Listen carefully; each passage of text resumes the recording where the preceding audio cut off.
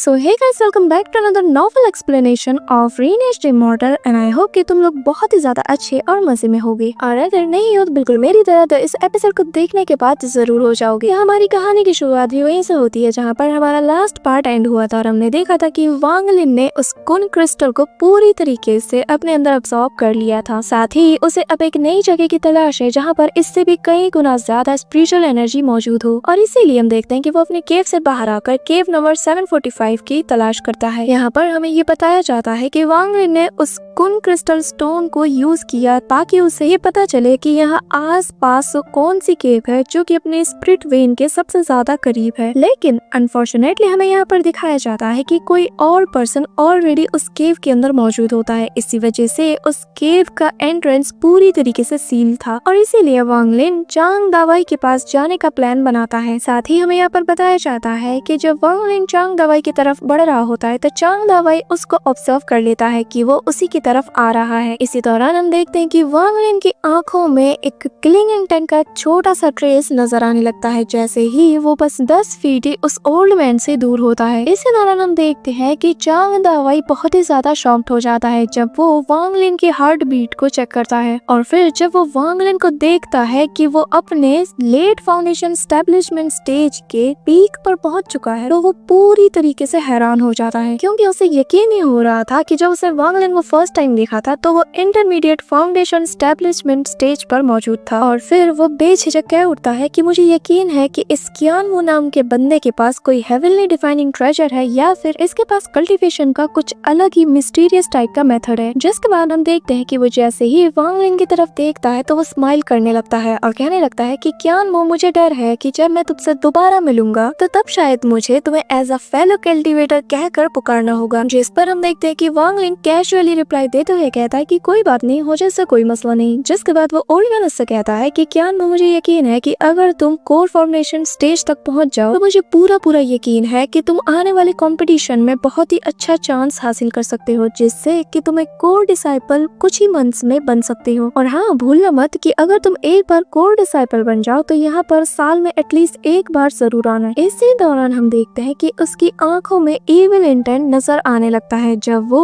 वांग लिन की तरह स्माइली बात करता है, जिस पर वांग लिन भी ऐसे एक्ट करता है कि जैसे उसे कुछ भी नहीं पता, और वो कहता है कि ऑफ कोर्स तुमने जैसा कहा मैं उसे याद रखूंगा, लेकिन मुझे इतना ज्यादा स्ट्रॉन्ग बनने के लिए और ज्यादा स्पिरिचुअल एनर्जी वाले रूम की जरूरत होगी क्योंकि ये मेरे लिए काफी नहीं। तो इसलिए क्या मैं अपने रूम को किसी दूसरे रूम से स्विच कर सकता हूँ? और इसकी सारी बातें सुनकर हम देखते हैं कि चांग दावाई थोड़ा शॉक्ड हो जाता है। साथ ही वो सरप्राइज होते हुए उसे केव नंबर 700 ऑफर करता है, लेकिन हम देखते हैं कि वांग लिन अपने सिर को हिलाते हुए कहता है कि नहीं, मुझे बस केव नंबर 743 चाहिए। जिस पर चांग दावाई उस पर हंसते हुए कहता है कि कोई बात नहीं, मुझे इससे कोई मसला नहीं, लेकिन क्या मैं तुम्हें एक बात बता दूं कि हालांकि केव नंबर 743 में बहुत ही ज्यादा स्पिरिचुअल एनर्जी मौजूद तो है लेकिन ये बेस्ट नहीं। जिस पर वांग लिन कहता है कि मुझे इससे फर्क नहीं पड़ता, और ये कहते साथ ही हम देखते हैं कि वो अपने पास से 2 मिड ग्रेड स्पिरिट स्टोन्स को बाहर निकालता है जैसा कि इसने कहा था, और फिर वो उसे देते हुए कहता है कि मैंने आपको बहुत ही ज्यादा ट्रबल किया है, इसलिए मैं ये extra stone as a respect के तौर पर मैं आपको देना चाहता हूँ। जिस पर हम देखते हैं कि चांग दावाई से कहता है कि नहीं, इसकी कोई जरूरत नहीं, और एक बात याद रखना, अभी रात है इसलिए तुम किसी भी रूम में नहीं जा सकते। हाँ, और जैसे ही मुझे ये पता चल जाएगा कि आखिर तुम इतनी जल्दी कैसे क्विकली रिकवर कर रहे हो और साथ ही इतने फास्ट तरीके से कल्टीवेट कर रहे हो तो मैं शायद तुम्हें जाने दे सकता हूँ। जिसके बाद हम देखते हैं कि चांग दावाई स्माइल करने लगता है, और फिर जैसे ही वो पहला mid grade spirit stone receive करता है वो अपने पास से एक और जेड प्लेट्यू को निकालता है जो कि बाहर आते साथ ही हम देखते हैं कि इमीडिएटली केव नंबर 740 की तरफ उड़ना शुरू कर देती है। मोमेंट लेटर हम देखते हैं कि वहाँ पर एक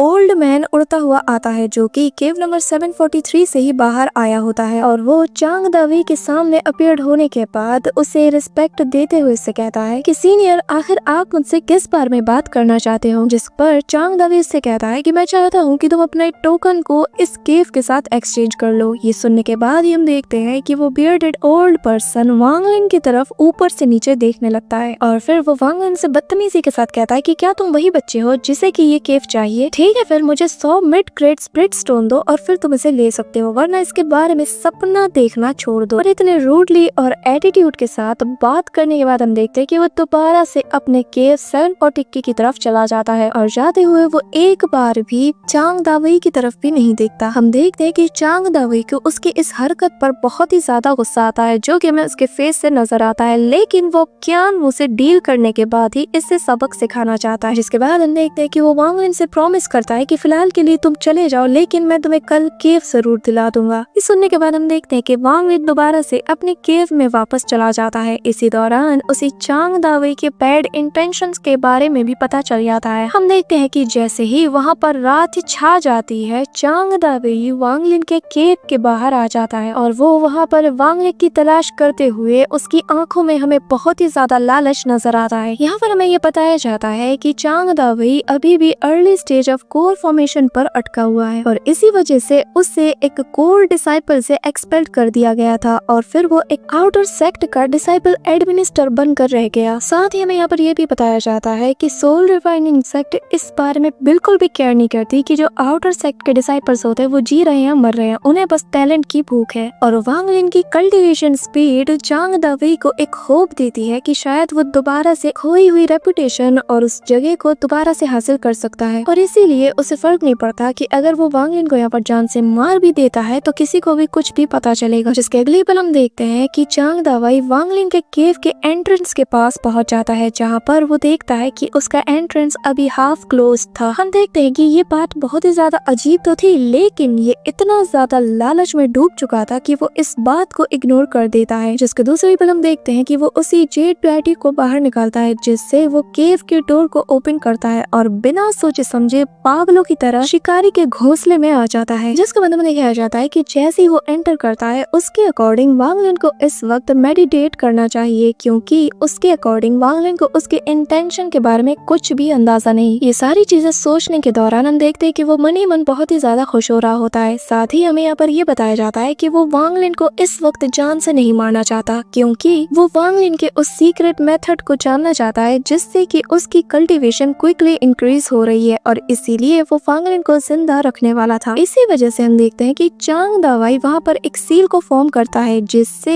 एक रे निकलती है जो कि स्पिरिचुअल होती है और सीधा वांग लिन की तरफ को उसे थ्रो करता है। ये देखने के बाद हम देखते हैं कि वांग लिन उसी वक्त अपनी आंखें खोलता है और अपने प्रोहिबिटेशन फ्लैग को बाहर निकालता है, जिससे एक रिस्ट्रिक्शन बाहर आती है जो कि एक शील्ड सर्कल को फॉर्म करती है और जैसे ही वो स्पिरिचुअल एनर्जी बीम इसे हिट करती है वो इमीडिएटली वहाँ पर शैटर्ड हो जाता है। ये देखने के बाद चांग दावई को बहुत ही ज्यादा गुस्सा आता है और वो वांग लिन को कर्स करते हुए अपने फ्लाइंग स्वॉर्ड को बाहर निकालता है और फिर जैसे ही वो अपना ब्लड स्वॉर्ड पर गिराता है हम देखते हैं कि उसका sword core formation spiritual energy में कवर हो जाता है। जिसके बाद वो उसी बाउंड्री सर्कल पर लगातार अटैक करने लगता है, लेकिन इसके अगले पल हम देखते हैं कि उसका चेहरा अचानक से सन्नाटा में छा जाता है। लेकिन उसके अगले पल हम देखते हैं कि जो खुशी और गुस्सा उसके चेहरे पर हमें नजर आ रहा था वो अचानक से गायब हो जाता है और वो हैरानी के साथ सीरियस होने लगता है, क्योंकि हम देखते हैं कि जैसे उसका फ्लाइंग स्वॉर्ड उस रिस्ट्रिक्शन गैस को टच करता है अचानक से कुछ क्रैकिंग की आवाजें आने लगती है और फिर अगले ही पल वो भी गायब हो जाता है। और फिर हमें वांग लिन की तरफ से एक कमाल की लाइन सुनने को मिलती है और वो उससे कहता है कि जब से मैंने कल्टीवेट करना स्टार्ट किया है ना, तुम तब पैदा भी नहीं हुए थे। ये सुनने के बाद चांग दावई का पूरा रिएक्शन चेंज हो जाता है और वो इमीडिएटली वहाँ से भागने की कोशिश में लग जाता है, लेकिन हम देखते हैं कि वांग लिन वहाँ पर एक ब्लैक ड्रैगन को इमीडिएटली फॉर्म्ड करके उसे चांग दावई के पीछे छोड़ देता है और वो ड्रैगन सीधा जाकर उसे ऊपर से नीचे तक जकड़ लेता है। इसी दौरान हम देखते हैं कि चांग दावई को बहुत ही ज्यादा पेन होता है और वो कुछ कहने की कोशिश तो करता है मगर वो ऐसा करने में नाकाम हो जाता है। जिसके अगले पल हम देखते हैं कि वांग लिन उसे इतने चपेड़े लगाता है कि उसके मुंह से खून की उल्टियां होना शुरू हो जाती है, लेकिन हम देखते हैं कि चांग दावई फिर भी हार नहीं मानता। वो उससे फाइट बैक करना चाहता है और सोचता है कि इससे अच्छा तो मैं खुद को यहाँ पर उड़ा लूं, पर वांग लिन उसकी इस कोशिश को भी नाकाम कर देता है। हम देखते हैं कि वांग लिन वहाँ पर इमीडिएटली 3 ब्रांचेस ऑफ रिस्ट्रिक्शन को फॉर्म करता है जो कि उसके चारों तरफ लपेट कर चांग दावई की बॉडी पर मौजूद उस गोल्डन कोर को रिमूव कर देता है। जिसके अगली पल हम देखते हैं कि वांग लिन उस गोल्डन कोर को ग्रैब कर लेता है और फिर वो उसे स्वॉलो कर लेता है। हम देखते हैं कि चांग दावाई जब ये नजारा देखता है कि उसके सामने जो बंदा खड़ा है ना, उसने अभी अभी गोल्डन कोर को ऐसे ही निगल लिया जैसे कि ये बहुत ही आम चीज हो। और फिर उसे ये रियलाइज भी होता है कि जो बंदा उसके सामने खड़ा है यानी कि वांग लिन, वो कोई फाउंडेशन एस्टेब्लिशमेंट का कल्टीवेटर तो हो ही नहीं सकता। और फिर वो फाइनली वो सवाल पूछता है जो उसे बहुत पहले पूछना चाहिए था कि आखिर एग्जैक्टली तुम हो कौन, जिस पर वांग लिन कहता है कि ये जानना तो तुम बिल्कुल भी डिजर्व नहीं करते। और इसी के साथ ही हम देखते हैं कि वो ब्लैक ड्रैगन उसे इतना जोरों से जकड़ता है कि फाइनली चांग दावाई वहाँ पर मर जाता है, जिसके बाद वांग लिन उस केव से बाहर आकर केव नंबर 743 की तरफ रवाना हो जाता है। और जैसे ही वो उसके एंट्रेंस पर पहुंचता है, वो अपनी बॉडी को एक रे ऑफ व्हाइट लाइट में ट्रांसफॉर्म करके उस बैरियर के अंदर पेनिट्रेट करना चाहता है। इसी दौरान हमें केव के अंदर का सीन दिखाया जाता है जहाँ पर वही बियर्डेड ओल्ड पर्सन होता है, जो कि जैसे ही वांग लिन को अपनी नजरों के सामने देखता है वो बहुत ही ज्यादा डर जाता है और वो डर के मारे वांग लिन को सीनियर कहने लगता है। लेकिन हम देखते हैं कि वांग लिन ऑलरेडी उसके सामने अपीयर होकर उसके फोरहेड को टच करने लगता है और जिस वजह से हम देखते हैं कि उसकी बॉडी जरा सी भी हिल नहीं पाती। और उससे डील करने के बाद हम देखते हैं कि वांग लिन अपने एक फ्लाइंग स्वॉर्ड को बाहर निकालता है और जिससे वो उस जगह पर खुदाई करना शुरू कर देता है जब तक कि उसे वहाँ पर एक होल नहीं मिल जाता। जिसके बाद वांग लिन जैसे ही उस होल के अंदर एंटर होता है, वो उस टनल के एंड पर पहुंच जाता है जहाँ पर उसे स्प्लिट वेन माइन मिल जाती है। और ये नजारा देखने के बाद वांग लिन सोचने लगता है कि इससे उसकी एनर्जी और स्ट्रेंथ क्विकली रिस्टोर हो जाएगी। वीडियो में आगे बढ़ो इससे पहले मैं तुम्हें याद दिला दूं कि यार चैनल को सब्सक्राइब कर लो, तुम्हारा क्या चाहता है, क्योंकि अब से मैं कोशिश करूंगी कि पर डे एक रीनेस्ट की नॉवल जरूर लाओ, तो इसलिए तुम जल्दी से चैनल को सब्सक्राइब कर लो और बेल आइकन को ऑल पर सेट कर दो। So move to story. हम देखते हैं वांग लिन अपने राइट हैंड से एक सील को फॉर्म करता है जिससे लार्ज अमाउंट में स्प्लिट वेन उसके अंदर समा जाए और वो यहाँ से एस्केप ना कर पाए। इसके अगली पल हम देखते हैं कि वांग लिन आगे बढ़कर कल्टीवेशन करना शुरू कर देता है। हम देखते हैं कि इमीडिएटली इंटेंस अमाउंट में बहुत सारी स्पिरिचुअल एनर्जी वो रिसीव करने लगता है और उस पर बहुत सारा चारों तरफ से स्पिरिचुअल एनर्जीज का प्रेशर भी पड़ रहा होता है। लेकिन हम देखते हैं कि वांग लिन ऐसे एटमॉस्फेयर से काफी ज्यादा खुश होता है और वो ये फील करता है कि इस प्रेशर के अंडर में उसकी ओरिजिनल सोल जो कि ब्रोक हो चुकी थी वो अब पहले से ज्यादा चेंज होने लगी है। जिसके अगली पल हम देखते हैं कि वो अपने 3 हाई क्वालिटी स्टोन्स को बाहर निकालता है जो कि इमीडिएटली शैटर्ड हो जाती पीसेस में और फिर सराउंडिंग जो स्पिरिचुअल एनर्जीज थी उसमें मर्ज हो जाती है और जिससे जो प्रेशर अब तक वांग लिन को फील हो रहा था वो कई गुना बढ़ जाती है। जिससे हम देखते हैं कि उसकी बॉडी पर एक्सट्रीम बर्डन पड़ने लगता है। हम देखते हैं कि उसके मुंह के कॉर्नर और आंखों के कॉर्नर से भी खून निकलना शुरू हो जाता है, लेकिन ये फिर भी इनफ नहीं था क्योंकि वांग लिन अपने दांतों को दबाते हुए वापस से 2 और स्टोन्स को बाहर निकालता है और उन्हें दोबारा से उनमें मिला देता है, जिससे वो जो प्रेशर अब तक फील कर रहा था वो अब पहले से कई गुना बढ़ चुकी होती है। इसी दौरान वांग लिन एक और सेलेस्टियल स्टोन को भी बाहर निकालता है और एज अ रिजल्ट हम देखते हैं कि जो स्पिरिचुअल एनर्जी वहाँ पर थी वो अब पेरिफाइंग लेवल तक इंक्रीज कर जाती है और जो वांग लिन के बॉडी पर प्रेशर पड़ रहा था वो भी रैपिडली इंक्रीज होने लगती है। और फिर इसी इंटेंस प्रेशर के अंडर में हम देखते हैं कि वांग लिन के ओरिजिनल सोल के शैटर्ड हुए वो फ्रेगमेंट धीरे धीरे अपनी वापस से पुरानी जगह पर इकट्ठा होने लगते हैं। एट द सेम टाइम हम ये भी देखते हैं कि एक unimaginable amount of spiritual energy वहाँ पर इकट्ठा होती है और वो वांग लिन के बॉडी में मौजूद उन गैप्स के थ्रू उसके अंदर एंटर हो जाती है। इवन क्या हमें यहाँ पर ये भी दिखाया जाता है कि वो टी डोमेन और वो सील भी उसे अपने अंदर एंटर होने से नहीं रोक पाती और सिर्फ 10 सेकंड के अंदर ही हमें दिखाया जाता है कि वांग लिन की कल्टीवेशन इंस्टेंटली ब्रेक थ्रू कर जाती है, जिसके बारे में बताया जाता है कि पीक फाउंडेशन एस्टेब्लिशमेंट स्टेज से पीक कोर फॉर्मेशन तक और अब फाइनली वो सीधा नैनसन सोल फ्लीट स्टेज तक जा पहुंचता है। एंड एज अ रिजल्ट हम देखते हैं कि जो स्प्लिट वेन कोर वहां पर मौजूद था वो धीरे धीरे डिम पड़ना शुरू कर जाती है और वो सारे स्टोन्स भी अब डस्ट बनने लगते हैं। और इसी के अगले पल हम देखते हैं कि वहां पर मौजूद हजारों आउटर सेक्ट के डिसाइपल जो कि कल्टीवेट कर रहे होते हैं वो सभी अपनी आंखें खोलते हैं और वो सभी लोग शॉक में होते हैं क्योंकि जो स्पिरिचुअल एनर्जी उनके केव के इनसाइड मौजूद थी वो अब अचानक से गायब हो जाती है। इसी के अगले पल एक स्ट्रॉन्ग फोर्स उनकी तरफ आती है जो कि उनके बॉडी के अंदर से स्पिरिचुअल एनर्जी को अपने अंदर सक करती है। ये देखने के बाद आउटर सेक्ट के बहुत से डिसाइपल्स डर जाते हैं और वो लोग बहुत से मेथड्स यूज करते हैं कि बस कैसे भी करके वो लोग एस्केप से बाहर जा सके। जिसके बाद हमें वांग लिन को दिखाया जाता है वो सडनली अपनी आंखों को खोलकर वहां से टेलीपोर्ट हो जाता है, जिसके बाद हमें पता चलता है कि वो माउंटेन के आउटसाइड में टेलीपोर्ट होता है जहाँ पर ऑलरेडी आउटर सेक्ट्स के बहुत बहुत से डिसाइपल्स उसके आसपास मौजूद होते हैं और जिनके चेहरे पर की हमें डर साफ नजर आता है। जिसके बाद हमें उसी बुढ़े को भी दिखाया जाता है जो कि वांग लिन को यहाँ पर लाया था। वो वांग लिन को देखकर बहुत ही ज्यादा डर जाता है, लेकिन वो अगले ही पल वांग लिन से बहुत ही रिस्पेक्टफुली पेश आने लगता है, क्योंकि यहाँ पर हमें बताया जाता है कि वांग लिन की जो अभी करंट कल्टीवेशन लेवल है वो इससे अपने लाइफ एंड डेथ डोमेन को भी यूज कर सकता है। साथ ही वो टी डोमेन और सनताई का वो सील भी अब पहले से काफी हद तक कमजोर हो चुका है। इसी दौरान हमें ये भी बताया जाता है कि वांग लिन के इस कमाल के ब्रेक थ्रू और मोमेंटम ने इनर सेक्ट के लोगों का अटेंशन भी अट्रैक्ट कर लिया है। जिसके बाद 3 लोग बाहर आते हैं, जिनमें से एक व्हाइट हेयर्ड एल्डर होता है और जो कि वहाँ पर आते साथ ही अपनी आवाज के साथ एक इंटेंस अमाउंट में प्रेशर को रिलीज करता है और वहाँ मौजूद सभी लोग जो कि आपस में खुसुर पुसुर कर रहे होते हैं उनसे कहता है कि तुम सब चुप हो जाओ। इसी के साथ हमारा आज का ये पार्ट यहीं पर एंड होता है। So that's it for today guys. I hope कि तुम सबको वीडियो बहुत ही ज्यादा अच्छी लगी होगी। अगर हाँ तो वीडियो को लाइक करना, क्योंकि अब से वीक में 3 से 4 नॉवल की वीडियो जरूर आएगी, तो इसलिए बेल आइकन को प्रेस करके ऑल पर सेट जरूर कर लेना। तो मिलते हैं नेक्स्ट वीडियो में, तब तक के लिए बाय।